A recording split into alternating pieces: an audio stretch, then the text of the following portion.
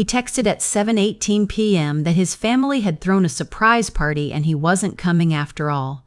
I had a roast in the oven, a cake cooling on the counter, and a table set for two. He added that he would come first thing tomorrow. I turned the oven off and stared at the clock until the numbers went soft. I wrapped the roast, slipped the cake into the fridge, and blew out the two small candles on the table. The quiet in my apartment felt heavy, but it was also clear. There was no confusion about what had just happened. He was not coming. We had been together 5 months. The first month had been easy because I did not know him yet. He was 30 minutes late to our first date. He said traffic had been bad. He smiled the kind of smile that tries to turn a delay into charm. I accepted it. I told myself everyone gets one. By the second month, late became normal. He changed plans in the hour we were meant to meet. He liked the phrase quick change, as if saying it fast made it harmless. He used his parents as a reason whenever he wanted to shift the schedule. Mom asked me to stay for dinner. Dad needs help in the garage. I met his parents twice and liked them, but I noticed they were often the cover for choices that were his alone. There were other small flags I did not want to name yet. He had 2 phones and kept both face down. He said one was an old work phone that still had useful apps. He took it with him to the bathroom in restaurants.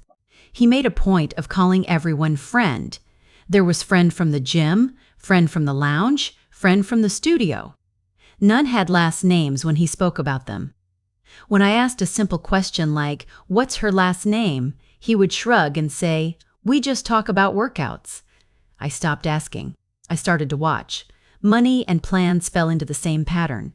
He asked me to put a deposit on a lake house for his birthday weekend because he said transfers from a client were delayed and it would be easier to book from my account.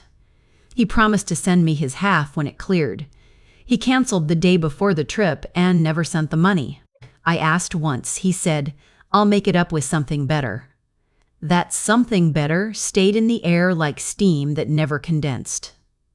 I work a straightforward job and keep a clean calendar.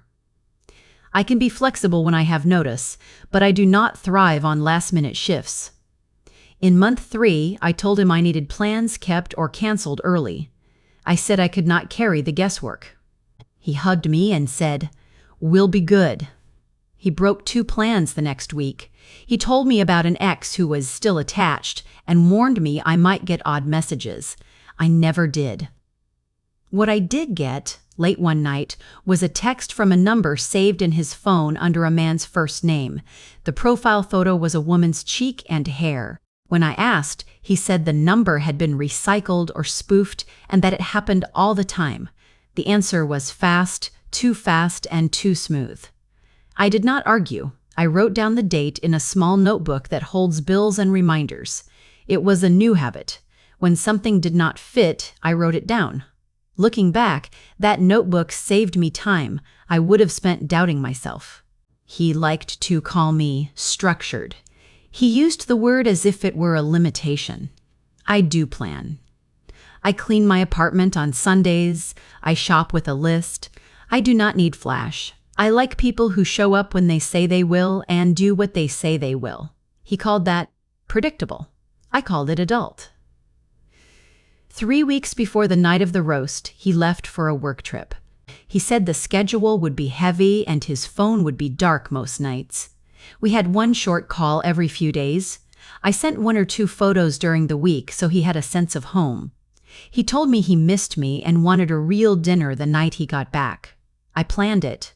Roast, salad, the cake he liked, and a small welcome card with his name. I steamed a simple dress and set out the good plates. He landed on time and called to say he needed to stop at home to drop bags. 10 minutes later, he called again and said his family had asked him to stay for dinner. He asked what I was cooking. I said it didn't matter if he wasn't coming. He said he would come after. I waited, because that is what you do when you have food warm and a promise on the table. An hour later, he texted that there was a surprise party and he would not be coming at all. No invitation, no apology. just a promise of the morning. I turned the oven off and wrapped the food. I stood in the kitchen and let the disappointment be what it was. At 9:06 p.m., my friend Marta sent a short video from a coworker of his who posts everything. He was at a lounge across town holding a drink with a slice of citrus on the rim. A woman stood next to him with her hand on his arm. The caption said, "Welcome home." The timestamp matched the time he told me he was at a family party. I took a screenshot. I did not call him. I went to bed and slept badly. In the morning, I made coffee and opened my laptop. I searched the lounge's location tag and scrolled. There he was again in the background of another person's story. Same shirt, same woman. I took more screenshots. I opened our message thread and reread the last month. I owe you big time. You're the best. Next week, I'm all yours. I scrolled back to the lake house reservation email with his name typed in the notes. I took a screenshot of the amount and the date. At noon, I sent a direct message to the woman from the video. Her handle was public. I kept the note short. I think we are both seeing the same person. I attached 2 photos and the date. I said I did not want to fight, only facts. She replied an hour later. Her name was Claire. She had been seeing him on and off for 5 months. He had told her I was a coworker who was too serious about him and that he was handling it. She sent a screenshot of his text from that night. He wrote that he was at a surprise party with family but would sneak out if she wanted. She wrote back that she had already seen him. She sent a photo of a receipt with his signature. We both stopped and stared at our screens for a while. Then she wrote, "I'm done." I wrote back, "Same.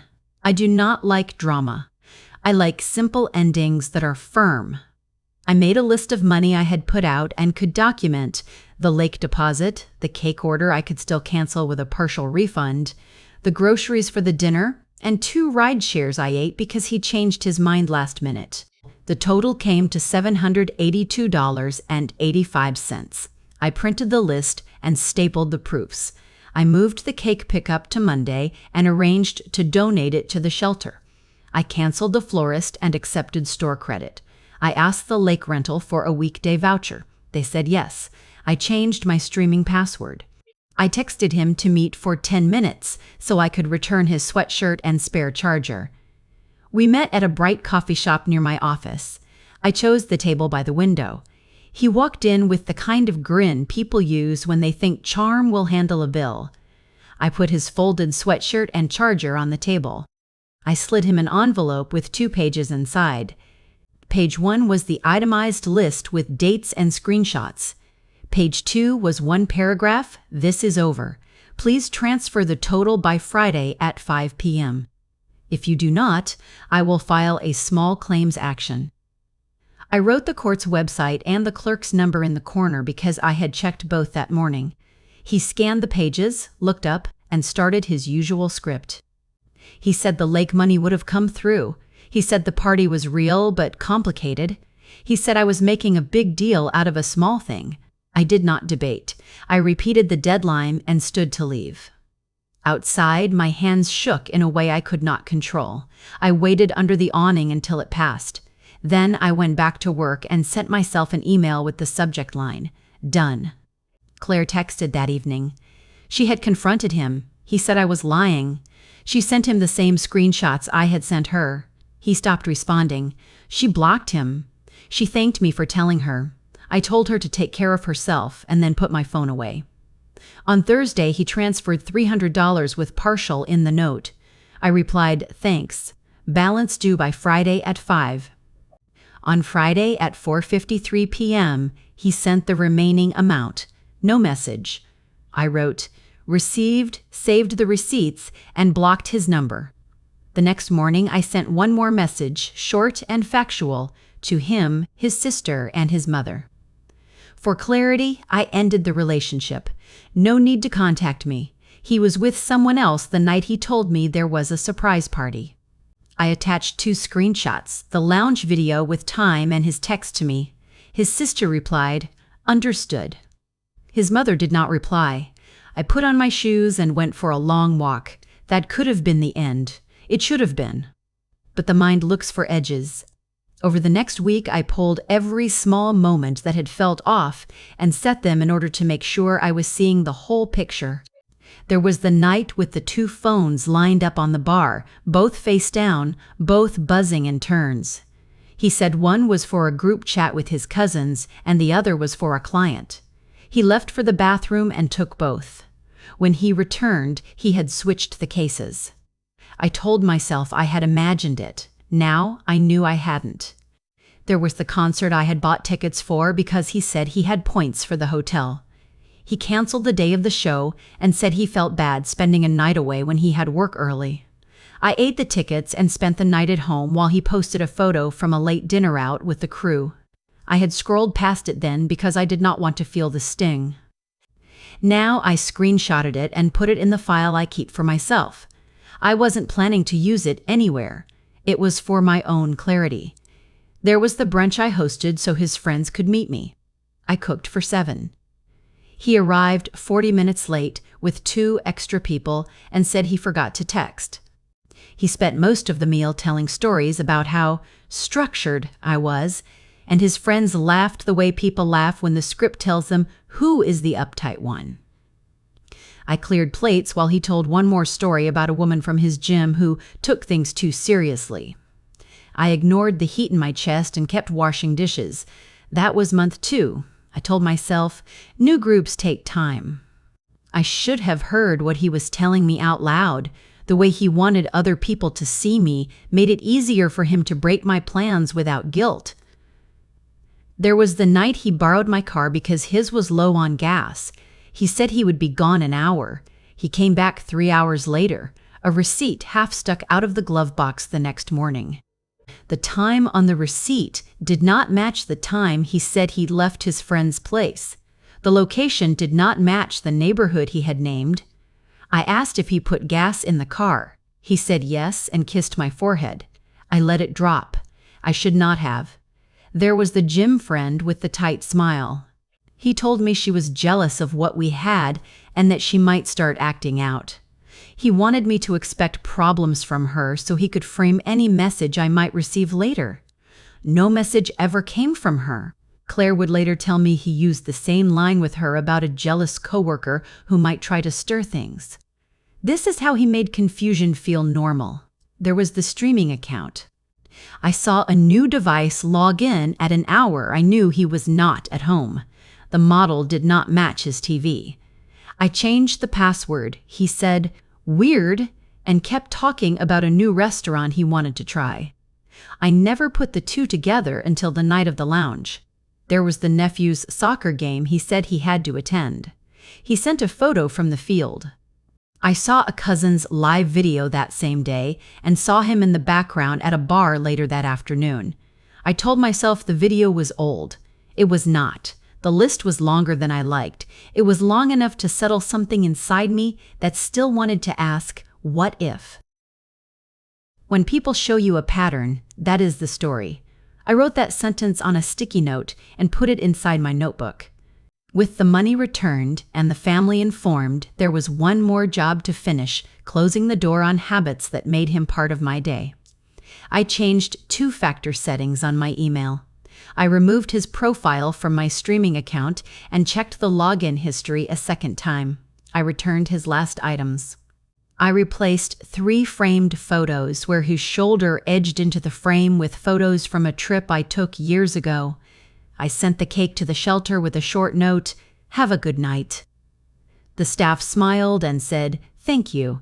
It was a better use of sugar." He tried to circle back a month later through a new number. The message said he wanted to talk like adults. I did not reply. 2 days later, his sister sent me a short note. She had asked him about the lounge, and he admitted he lied. She apologized for her mother's silence. I said, "Thank you for telling me." I wished her well and blocked the number. I used the lake voucher in October. I drove out on a Tuesday, checked into a small cabin, and turned my phone off. I made coffee, read a paperback, and sat on the deck while the light shifted across the water. The next day, I walked the loop trail and watched two kids toss sticks for a dog. I cooked eggs and ate them hot. I slept well. I drove home on Thursday, unlocked my apartment, and felt like the air belonged to me again. Work took its normal shape. I stopped flinching when my phone lit up. I returned to the gym on Thursday evenings and stopped scanning the room for his face. Marta and I started a small routine of noodles and a walk.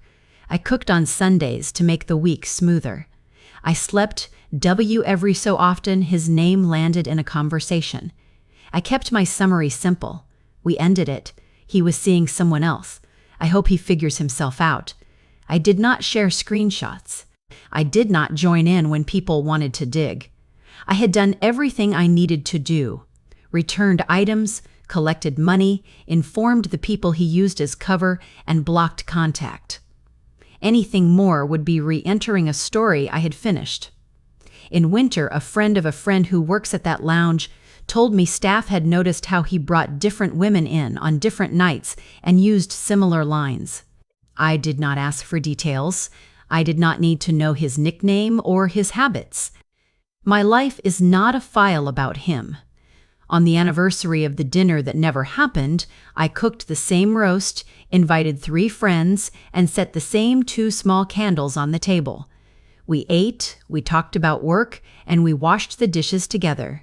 After they left, I took a slice of a new cake to the shelter and left it at the desk with another short note. Have a good night. I walked home under streetlights that looked like themselves and slept on time. I keep 3 sentences taped inside a cabinet where only I see them. Help in ways that help. Do not fund excuses. Walk away on time. They are not deep. They are clear. They keep me from turning simple facts into long debates. If you need a map for this kind of ending, use mine. Notice what happens more than twice. Write it down. Ask for what you are owed with one deadline. Be ready to file if the money does not arrive, but do not threaten for show. Return what is not yours. Inform the people who were used as cover with one short factual note and one proof. Block and mute. Fill the empty time with quiet things that you control. Eat at your own table and on time. There was no speech at the end. There was no apology that tied everything with a bow. I did not get closure from him.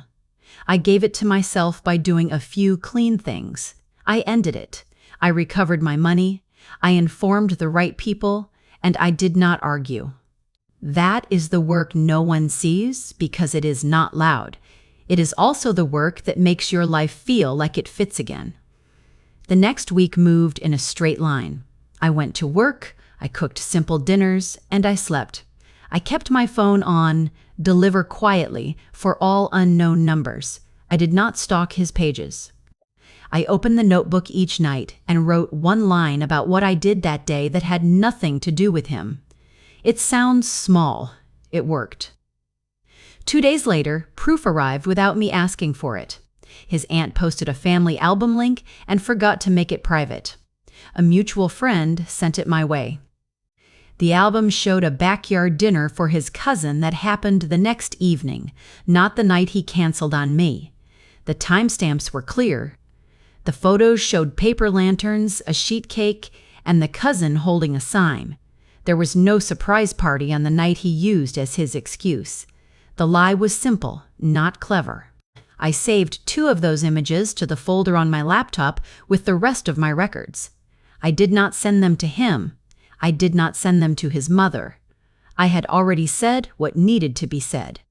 The file was for me. It closed the last small gap between what I knew and what I hoped might be true. Claire and I traded 2 more practical messages. She said a woman named Denise had reached out to her after seeing them together at the lounge in August. Denise had dated him earlier in the year and ended it because of work trips that did not line up with travel logs he posted later. The 3 of us had a short group chat. We compared dates. We kept it factual. We found 8 overlaps where he booked one plan, promised another, and posted a 3rd location. None of us loved the feeling of being one of many, but the information settled things. We left the chat open in case one of us needed help unblocking. I made 2 adjustments to my life that seem ordinary on paper and felt like air. First, I built a basic weekly budget and put the recovered money into a small peace fund for plans that were only mine. Second, I started seeing a counselor at the clinic near my office. We met every other Tuesday at noon. The room was small and quiet. I told her I wanted to keep my choices clean and my voice calm. We wrote down what I tolerated and what I would not. We turned those into 2 lists I could check during hard weeks when memory gets soft. The will not list was 5 lines long. It included repeated last-minute cancellations, shifting blame to family, unclear money, and any request to hide. Winter came on slow. I used the lake voucher in October and booked a long weekend alone in December. I cooked on Sundays and stacked the containers in my fridge like a small wall against chaos. On Thursdays, I went to the gym and left my phone in the locker. Marta and I kept our noodle walks. I slept better. My days took on a steady shape that did not depend on what anyone else might do. In January, a coworker asked if I wanted to join a team that handled tough client projects. It meant a few late nights, but also a small raise and better control of my schedule. I said yes. I liked the work. It rewarded notes, timelines, and clean handoffs. In the space where his last-minute plans used to land, I now had project milestones and quiet weekends. That month, the last missing piece of the party night fell into place.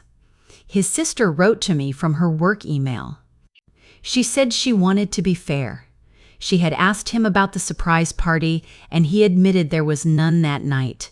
She apologized for the silence from their side when I sent my note. She said, "You didn't deserve the runaround." I thanked her and wished her well. I kept the email and then archived it. It wasn't about winning. It was about not being painted as the person who overreacted. Facts stood, and I could walk away.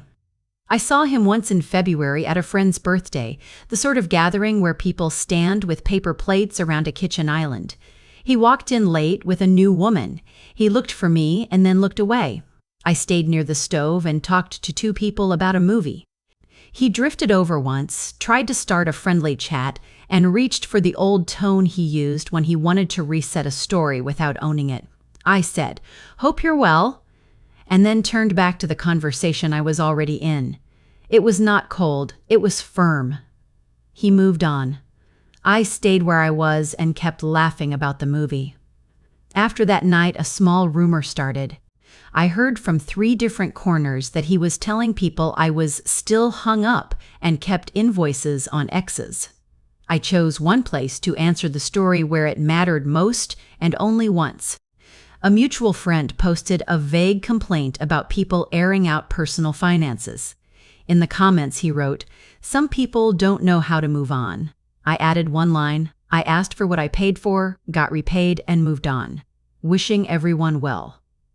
I did not attach screenshots. I did not stay to argue. I left the comment there like a receipt at the bottom of a bag and muted the thread. The rumor faded because there was nothing to feed it. Spring came with small signals that my life was back in my hands. I booked a real vacation for the fall. I replaced the couch throw he liked with one in a color I like. I bought 2 extra plates to make an even set of 6 so I could host without borrowing. These things are not dramatic. They change how a room feels. In April, Denise texted that he had tried to reconnect with her using a new number and the same lines. She sent one screenshot for the record and blocked him. Claire sent a photo of a shelf she made in her ceramics class. I sent a photo of the roast I now make for friends. It turns out you can rebuild a small circle with clear people faster than you think. The 3 of us never became real friends. We became steady witnesses for one another. Sometimes that is better. Early summer brought one last piece of information that tied the first months of our relationship into a neat line.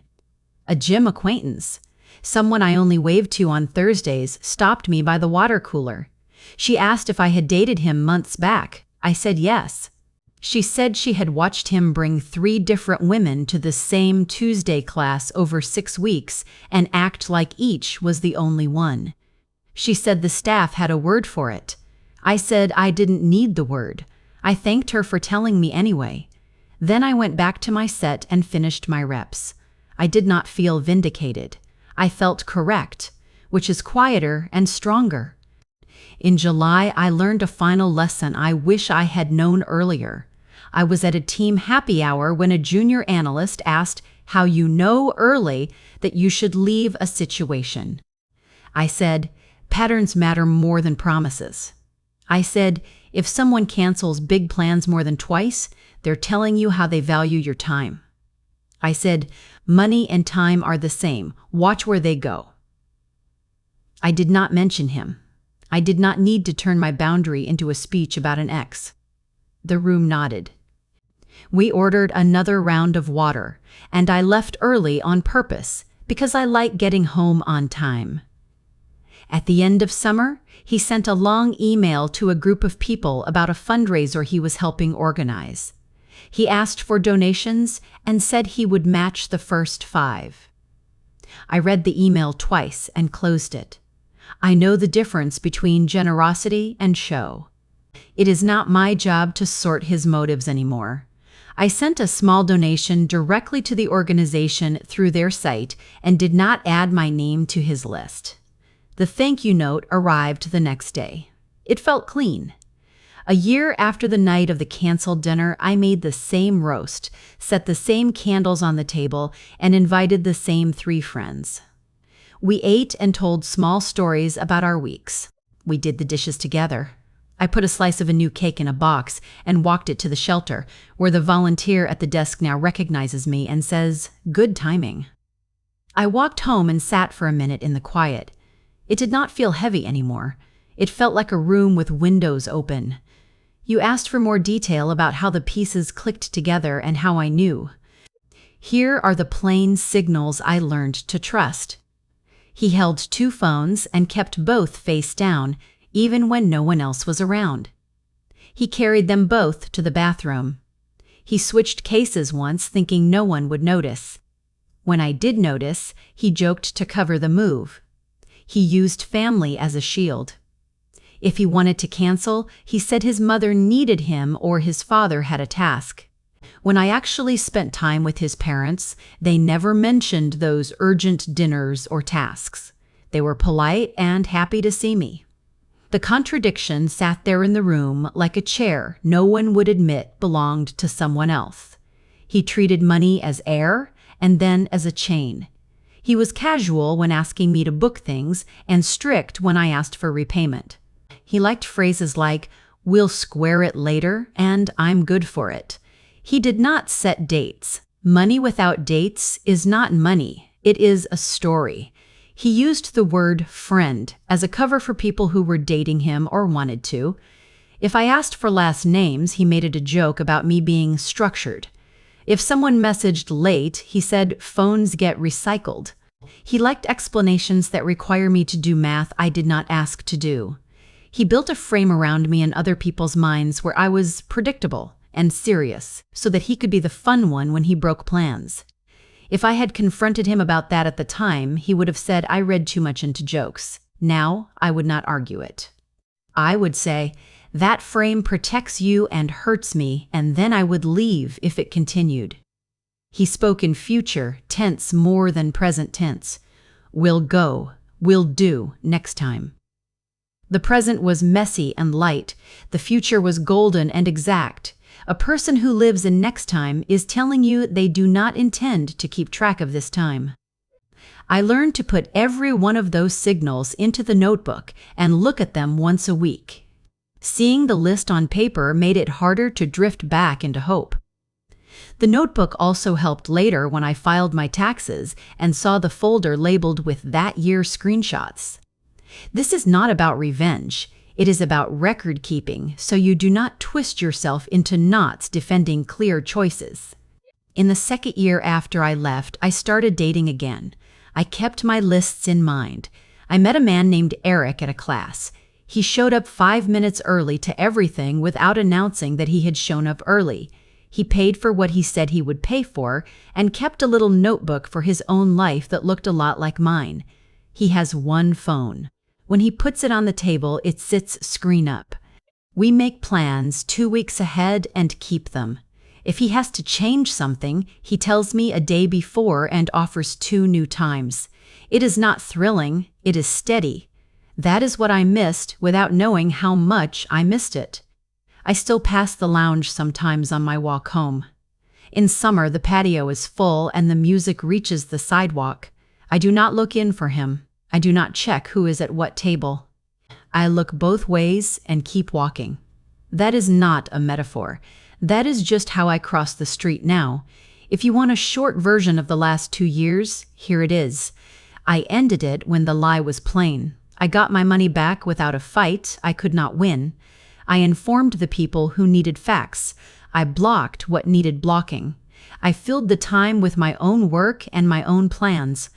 I kept simple lists and checked them. I did not argue with rumors. I used my voucher at a quiet lake. I cooked. If I slept I started again with clear eyes. People ask, do you ever think about what you would say if he apologized the right way? I don't. If he apologized, I would probably say, thank you, and that would be it. Apologies do not change dates on screenshots, or bank transfers, or the way a room feels when a person keeps their word. Behavior changes those things. My life is full of people who keep their word, and that feels like a good use of the time I have. I used to think a story needed a turn in front of witnesses to count as real. I learned that quiet work counts more. The public moment I got. One short note to his family with 2 screenshots was enough. The rest was lists, deadlines, block numbers, and Sunday dinners. It is not a dramatic ending. It is a durable one. On the most recent anniversary, I did one last small thing. I dragged the folder of screenshots into my external drive that holds old tax files. I kept a copy because I keep records the way I keep receipts for a season. But I also removed the folder from my desktop. I do not need to see those files when I open my computer to write a grocery list. The record exists. It does not run my day. If someone reads this looking for a strategy, you can have mine. Keep your notes. Ask for what you are owed once, with a date, and be ready to follow through without threats. Tell the people who were used as cover the simple truth with one proof. Say as little as possible in public. Say more to yourself in private. Fill your time with steady people. Cook a roast for friends. Take the cake to a place where it will matter. Sleep well. That is the whole plan. I do not picture his face when I think about that night anymore. I picture 2 small candles and a table that stayed set for a person who never walked in. Then I picture the same table a year later with 4 plates and real laughter and the same 2 candles burning down the safe way. That contrast is enough to keep me honest about what I want and what I will allow. This is the last line I will give him. He taught me to honor patterns over promises. The rest is mine.